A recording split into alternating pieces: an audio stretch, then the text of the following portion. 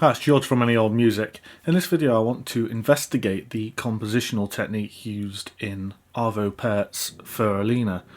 One of the earliest works to use his trademark style of Tintinnabuli. I think Für Alina is a fantastic study in this style of composition. Therefore, it's a great starting point to explore and learn the techniques of Tintinnabuli and Arvo Pärt. In analysing Für Alina and discussing Tintinnabuli, we will learn about restricted creativity and how we can source inspiration from musical and sonic influences. For example, the origins of Tintinnabuli lie in a mixture of medieval organum and the overtone series of well-tuned bells, European well-tuned bells.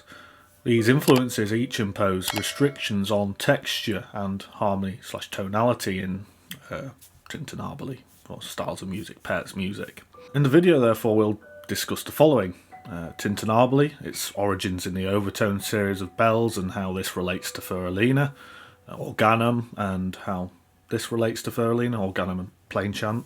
The rules of counterpoint, the rules that is, of counterpoint in Für Alina, and the symmetry of structure through the number of notes within the phrases as it increases and decreases through the piece, the structural symmetry that creates. Starting with Tintinnabuli then and its relationship with bells and Für Alina, Tintinnabuli as a compositional technique in part originates from the overtone series of harmonically tuned bells. Tintinnabulum, I think, from which Tintinnabuli derives, roughly translates from medieval Latin into little bell. Looking at the overtone structure of a European well-tuned church bell, therefore, seems like a good starting point. This is because we can then draw broader parallels between Tintinnabuli and Für Alina. On screen I present a figure from a dissertation on Pärt's Tintinnabuli music, which I would recommend searching for. I'll put a link in the description below. As we can see, in this image there are several tones. However, the most important of these, excluding the fundamental tone, are the hum tone, tierce, quint and nominal. These are important tones because they are the most prominent and give the bell its distinctive timbre and sound. There are more overtones above those ones. So what's so special about the overtone series of bells?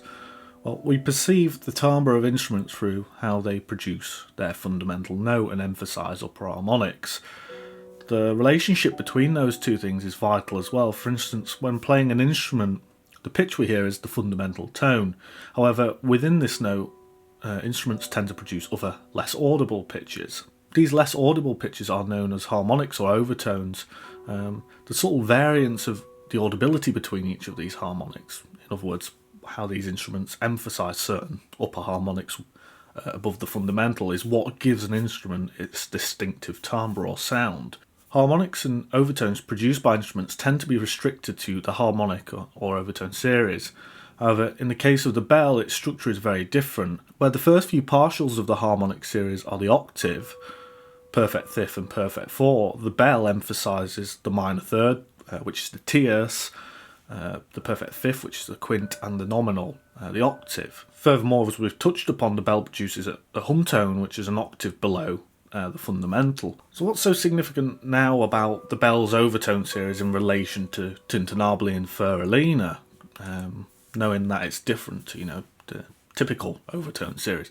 Well, the unique overtone structure of bells is crucial to Tintinnabuli and Für Alina through the emphasis on the root and minor third relationship. In the bell, as we've seen, this comes in the form of the tierce. The tierce is a minor third relationship between the fundamental tone and the first harmonic. Tintinnabuli is a style known for its solemnity, which frequently uses minor modes. Furthermore, the technique involves a relationship between two voice types. One voice type is free to use pitches of the diatonic scale, which is often a minor scale or mode. The other voice typically uses only notes of the triad of the relevant key. Usually that triad is, the root triad of the key, which is frequently minor. Für Alina is a composition that deploys the Tintinnabuli technique and is in B minor throughout. The minor third and root relationship is the core characteristic of defining a mode or triad as minor. Moreover, the composition uses two parts, the M voice and the T voice. The T voice only uses notes of a B minor triad. Additionally, in Für Alina, Pärt further emphasises a relationship with the overtone series of bells by opening the piece with a low double octave. This effect is reflective of the hum tone that bells produce. The hum tone is a pitch that gradually resonates underneath the tone of the bell after it's been struck. Moreover, the decision to engrave the pedal tone on a third stave below the piano's left hand is reflective of church organ music that has a pedal staff. So I've established a relationship between the overtone series and Tintinnabuli Für Alina, how obviously the minor triad that emerges in overtones has affected the tonality of a lot of Tintinnabuli pieces, and Für Alina specifically, which is in a minor mode. But what about other influences? Well, another influence on Für Alina and Tintinnabuli is that of medieval organum and plainchant. The use of the phrase Tintinnabuli itself holds greater significance to the style of Für Alina's composition. As I've said, it is a medieval Latin term, while neither pastiche nor an artistic revisiting similar to, say, like neoclassicism. The technique evokes the sound of medieval sacred music such as organum and plainchant while being more codified and prescriptive. Für Alina reinforces the plainchant connection not only in its use of musical texture and tonality or modality, but through the way it is engraved. What I mean by this is how it appears visually on the score as a piece of sheet music. In the video that I'll link below, you might note how there are no stems on the notes. Für Alina's notation is a reflection of this, as is the omission of time signatures. The use of bar lines is similar too, although the organum composition below has longer phrases and uses a tick-style bar line, probably to denote breaking points, breathing points. Für Alina is particularly reflective of early organum and medieval music, where polyphony and counterpoint start to emerge. Organum often used two voices, a melody and accompaniment voice. Unlike later counterpoint techniques that emphasise contrary and oblique motion, organum was much freer. It frequently used similar and parallel motion. Für Alina is remarkable as it only uses two voices in similar and oblique motion. There is some parallel motion, but this is limited due to the restriction of the left hand, which we will come on to. There is no contrary motion in the entire piece. Pärt's disciplined exploration of Tintinnabuli is the reason for this, which we will now discuss. Moving on to the rules of counterpoint in Tintinnabuli and Für Alina. In the earlier section I briefly mentioned the concept of two voices, the M voice or melodic voice and the T voice or Tintinnabuli voice.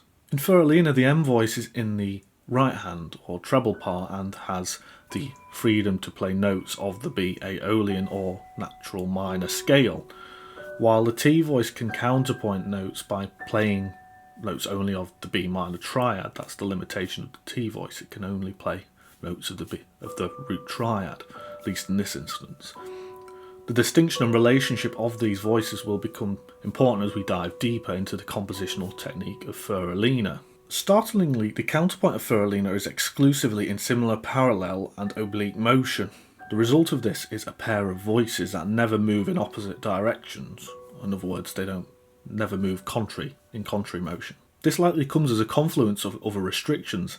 For example, the tonal implications of having the T voice occupy the root triad means that while dissonance and consonance can exist, harmonic tension does exist, but to a lesser extent. Furthermore, Pärt avoids the octave and unison, at least in Für Alina. Contrary motion with the restrictions of the voices would likely have led to, an octave or unison. The omission of contrary motion comes from what seems to be an aesthetic restriction that Pärt imposes on himself.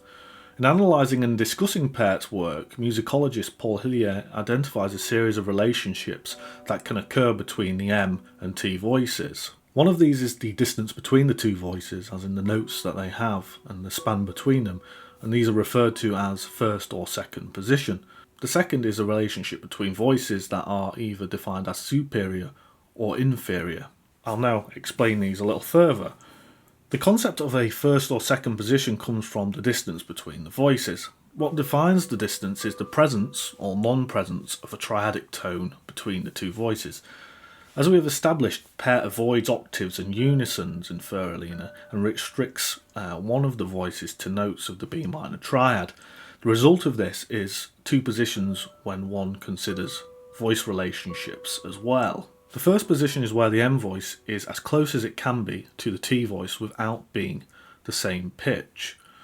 Furthermore, in the first position there should not be another triadic tone available between the two voices. Sorry to interject here, but I felt my explanation of the second position wasn't quite up to scratch, so I just thought I'd edit it quickly now by speaking here. Basically, second position, where first position had no available triadic notes between the two parts, in second position there should only be one note available. If there's two notes available, two triadic notes that is, between T and M voice, then something's gone awry, or like as we'll come on to, the relationship's probably shifted. The easiest way of visualising this is to link the first and third of the root triad. In Für Alina this would be the B and D. Well, if you imagine the top line, the D is the M voice. This means the note can move down a step without the positions of the voices changing. However, if we moved it upwards by a step, the distance becomes a second position. The reason for this is because a new triadic tone has become available between the two pitches, the D itself, between B and what is now E on the M voice. Therefore, to maintain the position, we would need to raise the T voice upwards from B to D. To try and demonstrate the positions and their relationships more clearly, I've presented on screen a series of harmonisations on bar 8, the longest bar in Für Alina, using different positions and relationships. Labelling each one, note how for the superior relationships the T voice is positioned above the M voice. Also, how in first position, when transposed into a closer octave, there is no space to put a different triadic tone between the two voices. Likewise, there is only space for one triadic tone in the T voice in the second position examples. If we combine the relationship and positional definitions we have just learned, we can make some important observations regarding Für Alina's counterpoint. As we've said already, it avoids the use of contrary motion. However, the reason for this may lie in Pärt's decision to maintain an inferior first position relationship between the voices throughout the composition, excluding one small point that I'll come on to. Assuming that we transpose the two octaves to within an octave of one another, as the right hand is an octave higher, this means there is never a triadic tone between them, putting them in first position. Also, the T voice never goes higher than the M voice, meaning it remains in an inferior position. Using these restrictions on the counterpoint, Pärt creates a climactic moment in Für Alina through the breaking of his counterpoint rules at bar 11. The T voice drops to a C sharp. This is notable in the obvious sense that the T voice leaves its restriction of only performing triadic tones. However, it is also hugely significant as it is the only point in the piece where the position becomes an inferior second rather than a first position inferior. In other words, the T voice remains in a position lower than the M voice, but there is another possible triadic note between them both. Or is it superior? I might leave this in. I've just had a thought there that I thought this was inferior, but it might actually be superior. Just trying to figure out whether it would be superior second. I think it would be superior second because we've got the D still. Oh my, I'll have to change that on the website as well, in the article. So Pärt doesn't actually break the rules, which I've actually come to realise through making this video. I made a slight mistake that I'm going to have to edit in the article. Pärt still creates a climactic moment though, in that he not necessarily breaks the rules, but switches the voices so that the Tintinnabuli voice ends up in the upper part in a superior position in the right hand on the upper stave in bar 11, while the M voice momentarily goes to the left hand. This creates the only point in the piece where we move from inferior first position, which is throughout the piece, the rest of it, the counterpoint, and moves into superior second position. Pärt further accentuates this moment with a comma and break in the piano sustain pedal just after he switches the voice relationships and position. Furthermore, in the build-up to this section there are several uses of the dissonant minor ninth or compound minor second interval, which while we might not think of this as being climactic in the sense of a Tchaikovsky finale, there is a sense of shape and punctuation to this passage of the music. Pärt draws attention or builds this climax not through dramatic change but subtle, smaller changes, in introducing the greater intervallic dissonance, the harsher dissonances that we've not really had in this piece. They bring something fresh to the ears in what is obviously a highly restricted piece of composition, and that builds towards the switch of relationship and position, the different way of reaching a climax. Lastly, I want to highlight the symmetrical structure of Pärt's Für Alina. From bar 2, if you look at the score of Für Alina and begin to count the notes of each bar or phrase, you might start to notice a pattern emerge. If we ignore the final bar, it is a palindromic or non-retrogradable sequence. The numbers go up sequentially to 8, 2, 3, 4, 5, 6, 7, 8, and then count down in the same pattern backwards, 8, 7, 6, 5, 4, 3, 2. If we read the sequence backwards, it is exactly the same. However, if we include the final bar, it starts to raise questions. Is this the end? In the recordings I give on the article, there's two different ones. Both the performers, or the uploaders, I think it's performer uploaders actually on YouTube, they both record the pieces by looping them. One of them does it once, plays Für Alina twice through, whereas the other one loops it several times. The performers have clearly identified this sort of floating infinite quality to the piece of music and want to emphasise it. So in this video then, we've established several techniques that we can take and reapply to our writing of a Tintinnabuli piece, or more widely. These are that inspiration lies in all forms and can influence a composition in many ways.